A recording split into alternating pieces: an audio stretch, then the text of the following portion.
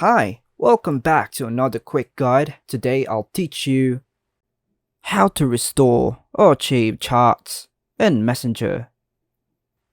And it's literally an easy process, so make sure to watch until the end of the video to know how it's done.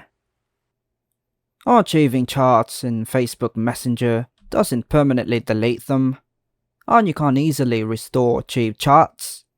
And here's how you can restore or achieve charts in Messenger on Android. Step 1. Launch the Facebook Messenger app on your device. Step 2. Tap on your profile picture or the icon in the top left corner or 3 lines to open the main menu. Step 3.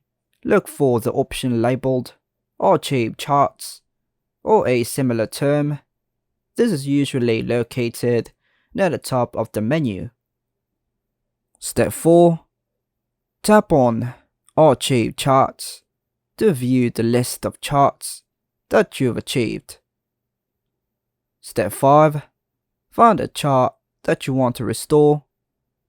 Long press on the chart until a menu appears. Select the option to unachieve or restore the chart. Step 7.